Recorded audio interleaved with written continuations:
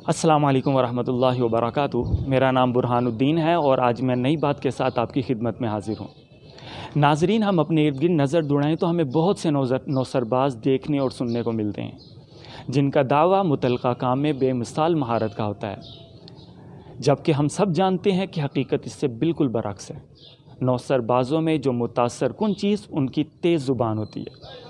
एक कामयाब नौसरबाज़ अपनी ज़ुबानी सलाहियत से मुतासर करके सादालो अवाम को अपना नाक़िस मंजन दवाई बड़ी कामयाबी से फ़रोख्त करता है। बदकिस्मती से नाक़स फक्की बेचने वाले सिर्फ़ हमें पब्लिक ट्रांसपोर्ट और चौक और चौराहों में ही नहीं मिलते, बल्कि सोशल मीडिया पर कुछ लोग हमें इस्लाम के नाम पर नाक़स फक्की बेचते हुए नज़र आते हैं। इन्हीं फक्की बेचने वालों में एक बहुत बड़ा नाम नेहाद इस्लाम की खिदमत करने वाले इंजीनियर अली मिर्ज़ा साहिब का है। बकौल इंजीनियर अली मिर्ज़ा साहिब के ख़ुद फक्की ले लो। जी हाँ, मैं आज की ये वीडियो भी इंजीनियर अली मिर्ज़ा साहिब के नाम कर रहा हूँ। आप पहले जान लें कि मैं दोबारा से क्यों इंजीनियर अली मिर्ज़ा पर वीडियो बनाने के लिए जा रहा हूँ। मेरे कुछ भाइयों ने गुज़श्ता वीडियो पर यह एतराज़ किया था कि आपने सिर्फ़ मिर्ज़ा साहिब पर एतराज़ ही किया, लेकिन इनकी किसी बात का जवाब कुरान और हदीस से नहीं दिया। और मेरे एक भाई ने कहा कि मिर्ज़ा साहिब में आखिर गलत है क्या, वो हर बात तो कुरान और हदीस से पेश करते हैं। बस नाज़रीन, मैं अपने इन्हीं भाइयों की रहनुमाई के लिए एक और वीडियो बनाने जा रहा हूँ। अपनी ज़िम्मेदारी समझकर इसे तवज्जो और अपने दिल के दरवाज़े खोल कर देखिएगा और सुनिएगा। नाज़रीन, जैसा कि मैं अपनी पहली वीडियो में भी बात अर्ज़ की थी कि बहुत से उलमा ने इंजीनियर साहब की जवाबी वीडियोस बाकायदा तौर पर रिकॉर्ड करवाई हैं, जो कि यूट्यूब पर मौजूद हैं। मैं इस वीडियो के डिस्क्रिप्शन में भी उनमें से कुछ लिंक शेयर किए देता हूं, जो आप ज़रूर देखिएगा। लेकिन मेरे भाइयों दोस्तों, मैं एक बात आपकी खिदमत में अर्ज़ करना चाहता हूं मुकम्मल दलील से। अवामुन्नास के लिए जो कुरान और हदीस का डीपली नॉलेज नहीं रखते, इन्हें कुरान और हदीस का नाम सुनकर ना तो हर किसी से मुतासिर होना चाहिए और ना अपना ज़ाविया नज़र तब्दील करना चाहिए, क्योंकि बात करने वाला अपनी बात के दौरान कुरान की जिन आयात या हदीस को आपके सामने पेश कर रहा होता है, आप उसके पस मंज़र से वाकिफ़ नहीं होते और ना आपको ये मालूम होता है कुरान या ज़ख़ीरा हदीस में किसी और मकाम पर इस बात को किस अंदाज से बयान किया गया है। मेरे भाइयों, मैं ये बात सिर्फ़ अली भाई के हवाले से नहीं कर रहा और ना ही मेरा इनसे कोई ज़ाती जायदाद के लेन देन का झगड़ा है। मैं सिर्फ़ आपके शऊर को थोड़ा झंझोड़ने की कोशिश कर रहा हूँ।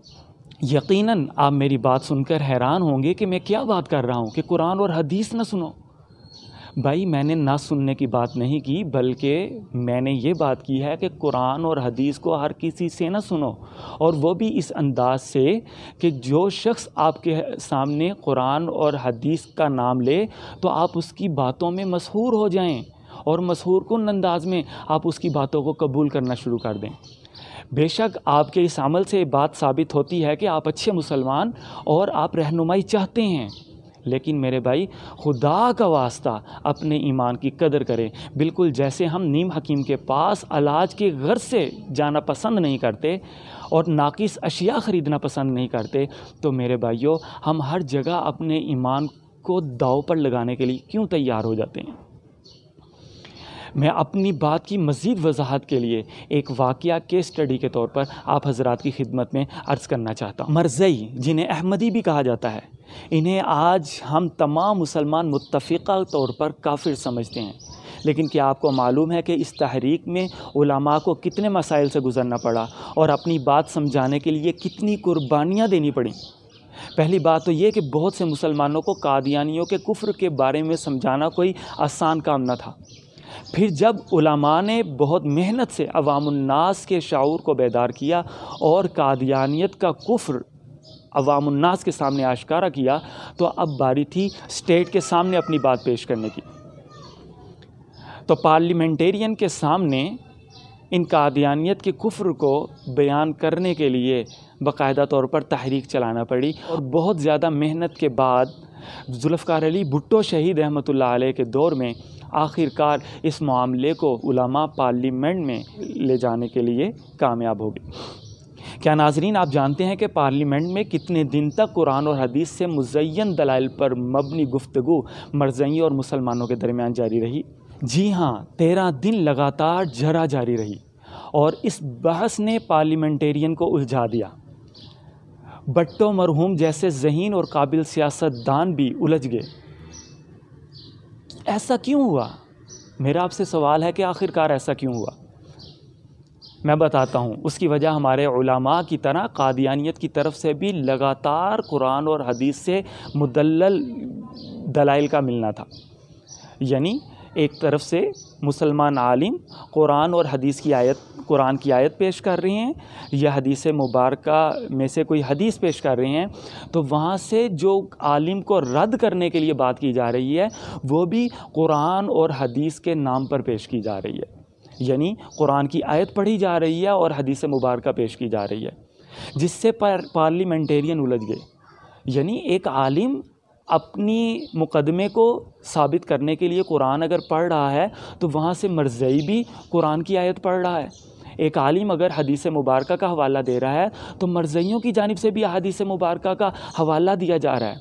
तो ये बात बहुत ही ज़्यादा परेशान कुन थी। लेकिन आखिरकार 13 दिन की मुसलसल गुफ्तगू के बाद और आखिर आपस के बहस मुबाहसे के बाद फ़ैसला कैसे हुआ? आखिरकार उलमाए कराम ने इस बात को समझ लिया कि पार्लियामेंटेरियन का मुतालिया कुरान और हदीस पर नहीं है, तो कादियानी मुसलमानों को जो कि पार्लियामेंट में मौजूद हैं, पार्लियामेंटेरियन हमारे मुसलमान बुज़ुर्ग जो वहाँ पर मौजूद थे, इन्हें उलझाने में कामयाब हो रहे हैं। अब ज़ाहिर बात है कि पार्लियामेंटेरियन का मुताला जो था वो कुरान और हदीस पर बहुत ज़्यादा नहीं था। अब जब उलमा की फ़हम व फ़रासत ने इस बात को पहचान लिया कि पार्लियामेंटेरियन डबल माइंडेड हो रहे हैं और उलझन का शिकार हैं कि दोनों के जानिबैन से इनके सामने कुरान और हदीस को पेश किया जा रहा है, आखिर ये फ़ैसला करें तो करें किसके हक़ में? आखिर ये राय कबूल करें तो करें किसकी? आखिर ये कादियानियों को काफिर करार दें तो कैसे दें, जबकि वो कुरान और हदीस लगातार पेश कर रहे हैं? तो उलमाए कराम ने उसके लिए फिर एक नया रुख इख्तियार किया। वो नया रुख क्या था कि अब उन्होंने कुरान और हदीस पर बात करने की बजाय उर्दू में बात करना शुरू कर दी और कुछ सवालात थे जो कि मिर्ज़ा ताहिर के सामने रखे, जिनमें से एक सवाल ये था कि क्या मिर्ज़ा कादियानी नबी है या नहीं? तो जिसका जवाब मिर्ज़ा ताहिर ने ये दिया कि मिर्ज़ा कादियानी नबी है। और अगला सवाल जो कादियानियों के सामने पेश किया गया वो ये था कि जैसे ईसाइयों को हम ईसाई समझते हैं रसूलुल्लाह सल्लल्लाहु अलैहि वसल्लम की नबूवत का इनकार करने की वजह से, यानी हम ये समझते हैं कि वो लोग मुसलमान नहीं बल्कि अहले किताब हैं, और इसी तरीके से यहूदी मुसलमान नहीं हो सकते, हालांकि वो गुज़श्ता तमाम अंबिया और उनकी किताबों पर ईमान लाते हैं, लेकिन रसूलुल्लाह सल्लल्लाहु अलैहि वसल्लम के नबी होने का इनकार करने की वजह से हम उन लोगों को मुसलमान नहीं मानते। क्या इसी तरीके से हम लोग जैसे जनाब नबी अकरम सल्लल्लाहु अलैहि वसल्लम को आखिरी नबी मानते हैं, ये तमाम पार्लियामेंटेरियंस जनाब नबी अकरम सल्लल्लाहु अलैहि वसल्लम को आखिरी नबी मानते हैं, तो अब आप इसके मुतल्लिक़ क्या कहते हैं कि मिर्ज़ा की नबूवत का ना तो हम इकरार करते हैं और ना पार्लियामेंटेरियंस इकरार करते हैं, तो क्या हम लोग आपकी नज़र में मुसलमान हैं या नहीं हैं? वहाँ पर मिर्ज़ा नासिर आई बाई शाई करने लगा। तो जब मिर्ज़ा नासिर ने वहाँ पर आई बाई शाई करना शुरू किया तो भट्टो मरहूम ने कहा कि ये क्या तुम कर रहे हो, हाँ या ना में जवाब दो कि हम मिर्ज़ा कादियानी को नबी नहीं मानते, तो क्या अब हम मुसलमान हैं या नहीं? तो मिर्ज़ा नासिर ने कहा कि आप मुसलमान नहीं हैं। तो मिर्ज़ा नासिर की जानिब से ये बात कहनी थी तो पार्लियामेंटेरियंस के कान खड़े हो गए, जिस पर मुफ्ती महमूद रहमतुल्लाह अलैह ने फरमाया कि ये सिर्फ़ हमें मुसलमान ही नहीं मानते बल्कि ये तो हमें जहन्नमी भी कहते हैं, और मिर्ज़ा की अपनी इबारात में ये बात मौजूद है। और भी मज़ीद सवालात हुए जो कि उर्दू में थे, लेकिन यहाँ पर आप हज़रात के सामने मेरे भाइयों बात करने का मकसद ये है कि कुरान और हदीस को सुनकर उनकी बातों को अपने ऊपर हावी कर लेना, ये बात अक्लमंदी का तकाज़ा ये नहीं है। बल्कि हमें ये देखना चाहिए कि बात करने वाला कर किस अंदाज से रहा है। इसके अलावा एक और बात, आप खारजियों का मुताला कर लीजिए जिन्होंने सैयदना अली रज़ी अल्लाह ताला अन्हु की दौरे हुकूमत में सैयदना अली रज़ी अल्लाह ताला अन्हु के अपोजिट पार्टी जो थी खारजी, और उनका नारा क्या था, इनिल हुक्मु इल्ला लिल्लाह, कुरान मजीद की आयत थी। और हज़रात सहाबा इकराम रिज़वानुल्लाहि ताला अलैहिम अजमाइन की बात को भी वो मानने के लिए तैयार नहीं थे। वो कहते थे कुरान हमारे पास, अल्लाह की किताब मौजूद है, तो हम तुम्हारी बात क्यों मानें। तो मेरे ख्याल में तो वो बड़ी समझदारी पर मबनी बात कर रहे थे। लेकिन और इबादत में भी वो लोग हैरान कुन हद तक इबादत करते थे, बहुत ही ज़्यादा इबादत गुजार और नेक लोग थे, और नमाज़ें पढ़ने वाले, रोज़े रखने वाले और कुरान मजीद की तिलावत कसरत से करने वाले थे।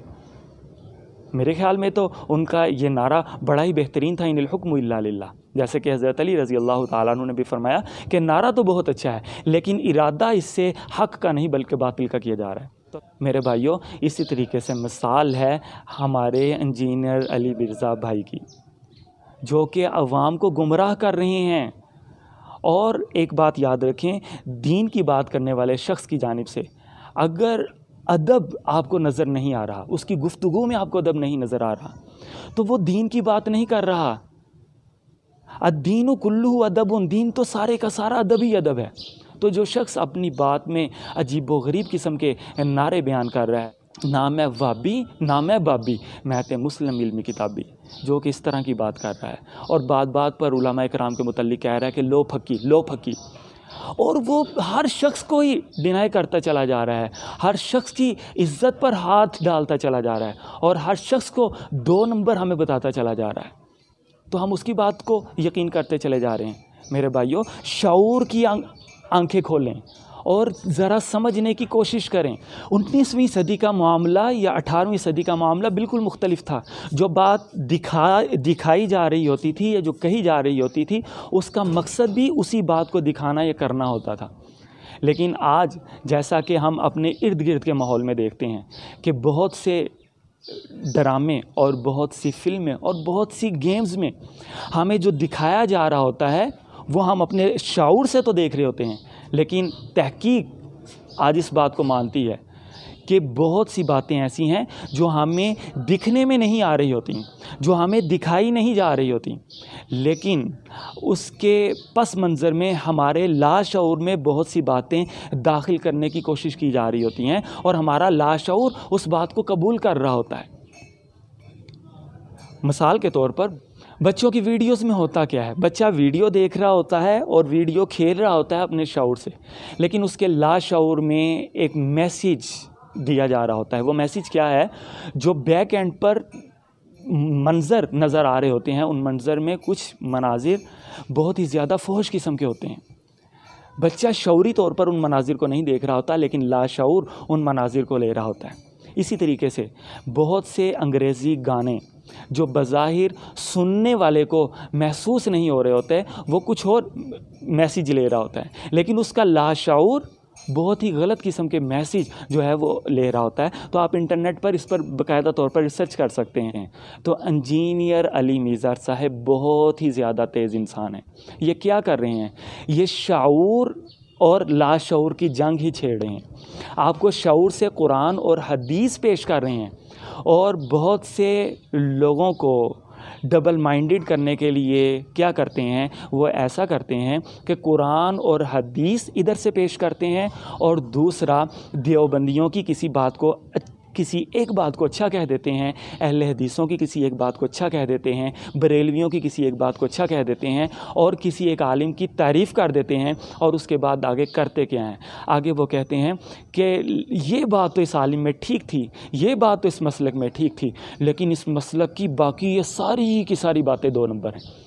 वो जो हरम में आइमा कराम खड़े हैं, वो फ़लाँ बात में तो बिल्कुल दुरुस्त थे, लेकिन फ़लाँ उनकी बातें बिल्कुल गलत हैं और यही बात तकाज़ा करती हैं। वो इस बात के करने का अंदाज़ उनका ये होता है कि सामईन में जो लोग उन्हें सुन रहे होते हैं या नाज़रीन में जो लोग उन्हें देख रहे होते हैं, वो उनकी इस बात को सुनने के बाद उस आलिम को 2 नंबर ख्याल करना शुरू कर देते हैं।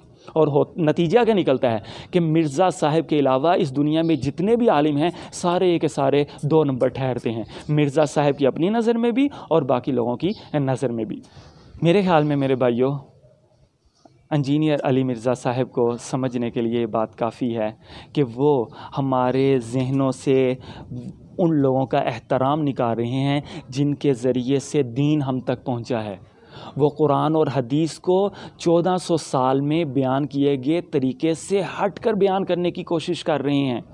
वो कुरान और हदीस के नाम पर मुसलमानों के दरमियान एक नई पार्टी पैदा करने की कोशिश कर रहे हैं। लेकिन मेरे भाइयों दोस्तों, मिर्ज़ा साहब असबियत का शिकार हैं, जिन्होंने सहाबा इकराम को भी नहीं छोड़ा, जिन्होंने बुज़ुर्गान दीन को नहीं छोड़ा। और बुज़ुर्गान दीन की तरफ बहुत सी बातें मंसूब की गई हैं, ये मैं भी मानता हूँ। लेकिन उस बुज़ुर्ग जिसे 1400 साल से बुज़ुर्ग माना गया है और कहा गया है, मिर्ज़ा साहब के एहतराम को तातार करने में एक लम्हा नहीं लगाते। और हम लोग उनकी बातों को बड़े अच्छे तरीके से सुन रहे होते हैं। और हम मिर्ज़ा साहब की बातों को ना सिर्फ सुनते हैं बल्कि दिनो जान से कबूल भी कर लेते हैं। मेरे भाइयों, अपनी अक्ल का इस्तेमाल कीजिए, अपने शऊर का इस्तेमाल कीजिए। आपके लाशऊर में बहुत कुछ पैदा करने की कोशिश की जा रही है। मुझे अल्हम्दुलिल्लाह इस बात की कोई फ़िक्र नहीं है कि मिर्ज़ा साहब अपने मुस्तकबिल में कामयाब होंगे या नहीं होंगे। इंशाअल्लाहुल अज़ीज़, जैसे गुज़श्ता अदवार में बहुत से लोग मिर्ज़ा साहब जैसे आए और चले गए और वो कामयाब नहीं हो सके, ऐसे ही मिर्ज़ा साहब आज अगर उन्हें मारने वाले चंद एक लोग पैदा हो चुके हैं तो मुस्तकबिल में मिर्ज़ा साहब का मुस्तकबिल कोई भी नहीं है। क्योंकि उलमाए कराम की खिदमात के आगे मिर्ज़ा साहब की खिदमात कुछ भी नहीं है। और एक और बात, मेरा वीडियो बनाने का मकसद सिर्फ़ अपने नौजवान भाइयों दोस्तों की रहनुमाई करना था। अगर तो मेरे भाइयों आपके मुक़द्दर में हिदायत होगी तो आप इस वीडियो की रोशनी में ख़ुद तहक़ीक़ करने की कोशिश करेंगे और उलमाए कराम के मुतल्लिक़ बदगुमानी अपने ज़हन से बाहर निकालेंगे। और मैं आपसे चाहता भी यही हूँ कि आप कम से कम अपने शऊर को बेदार करें और मिर्ज़ा साहब के जो हैं अंदाज़ को समझने की कोशिश करें और कुरान और हदीस का नाम सुनकर अपने आप को मिर्ज़ा साहब की गोद में न गिरा दें। अल्लाह तबारक व तआला से दुआ है, अल्लाह ताला मुझे और आपको अमल करने की तौफ़ीक़ अता फ़रमाए और सही तौर पर कुरान और हदीस का फ़हम अता फ़रमाए। अस्सलामु अलैकुम व रहमतुल्लाहि व बरकातुहू।